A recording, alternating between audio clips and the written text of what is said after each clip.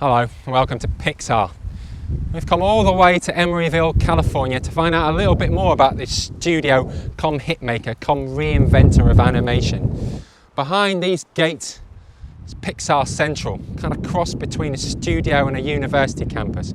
We're going to go inside and meet some of the key personnel behind the upcoming movie Toy Story 3. We're going to speak to them about how they do what they do and what makes Pixar unique. It does feel like a campus. We have this wonderful atrium area in the middle of the building where the meeting rooms are and the mail room is and where we get our lunch and so forth. So everyone sort of finds their way there, and we have a lot of hallway conversations and mixing and milling, and so it does feel very communal, as you said. You know, Steve Jobs, when he was designing the building, said, I want to have one bathroom right in the middle so that everyone has to pass each other in the hallway. You like Ally McBeal. Right.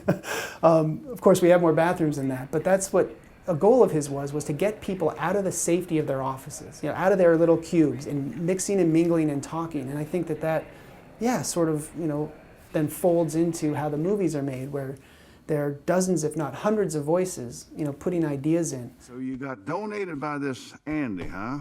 Well, it's his loss, Sheriff. He can't hurt you no more. Whoa. Now let's get you all settled in. Ken?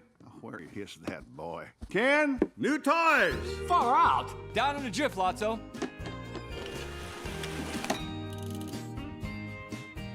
So, who's ready for Ken's dream tour?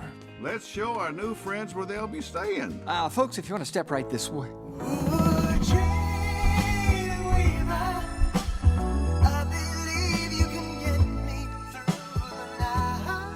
Hi, I'm Ken. Barbie, have we ever met? I would have remembered. Love your leg warmers. Nice ass cut. Come on, Ken. Recess don't last forever. Right on, Lotso. This way, everybody. You got a lot to look forward to, folks. The little ones love new toys. What a nice bear. And he smells like strawberries. So Bobby, this is where we get to the meat of the matter, the actual animation itself. I can see Woody staring at us. It's animation software we call Mendy. It's stuff that was written here. There's some brilliant people. And this animation software was actually written way back when John Lasseter was an animator here.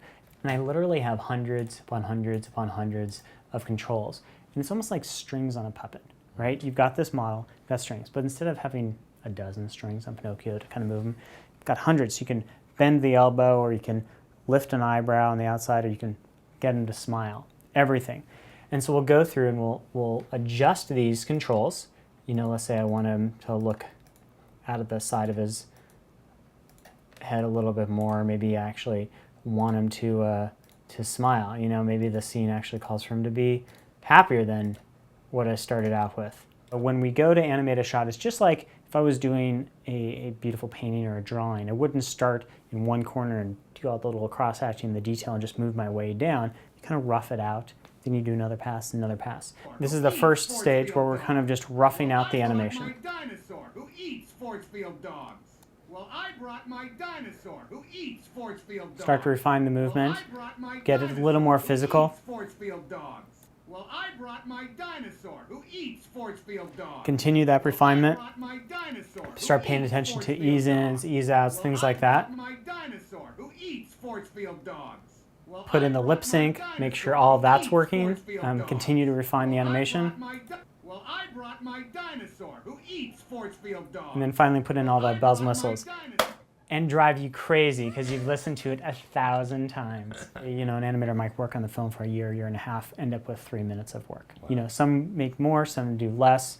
My wife completely doesn't understand how I do this. I've played back this sound for some people, 30 seconds, they're tired of it. Oh my gosh, I can't believe you're still listening to that. Well, I've been listening to this for 2 weeks. Syllable by syllable by syllable. When we first did Woody for the very first time, and he had never existed before, this was kind of a mock-up of what he might look like. Wow. Using just some toys that were laying around, put together. This was built by Pete Docter, one of the animators. They found a doll with a plastic molded head, Fred Flintstone, and this kind of ragdoll body, and put it all together with some kids' shoes, obviously.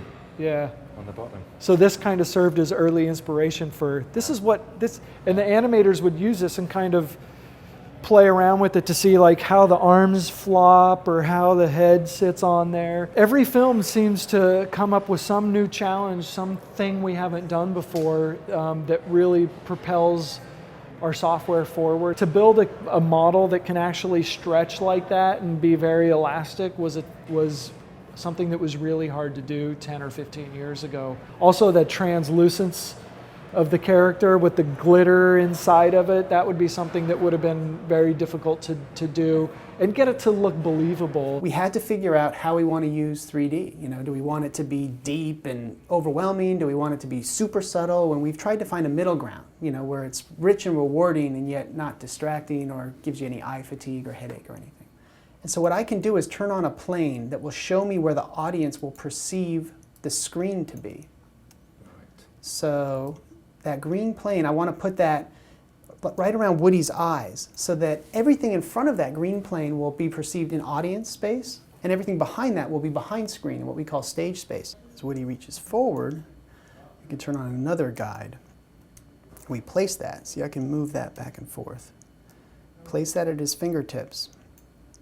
And then with another variable, I'm able to dial in how separated we want those fingers to be. And so if you go into 3D mode, you can see the left and right eye images diverge or change. And so it's that amount of separation that creates the amount of 3D. When I watch it in 2D now, it almost feels like the sound is turned down. Or, you know, it's hard. I'm obviously a fan. There are people who aren't, and that's great. Not everyone has to like 3D. But for me, if it's properly executed and projected so it's bright and clear, it just makes for a richer experience. So that's what you say to Roger Ebert then? Right, he's not a fan. You know, people often ask how we've been able to have success. You know, like 10 films in a row, you know, have been big films and people love them, and how do we do that?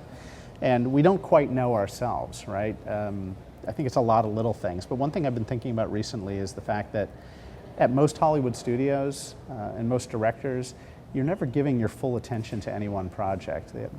All filmmakers often have multiple projects, multiple plates spinning, because they don't know what their next job is going to be. They don't know what film's going to be greenlit next. So even when they're directing a movie, they're working with writers on other projects. I've been focusing on Toy Story 3 for the last 4 years and haven't thought about anything else. Haven't done any other meetings, haven't been working with any other writers. And that's the case for all of us with every film that we've made. It gets the utter devotion and focus for the full gestation period of the project. Blast. Try that one.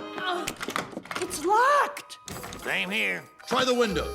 Negatory. It's a Fenster Schneckler 380. Finest child-proof lock in the world. We're trapped. Wait. How do we get up there? All right, everyone. On 3. 1, 2, 3. Whoa!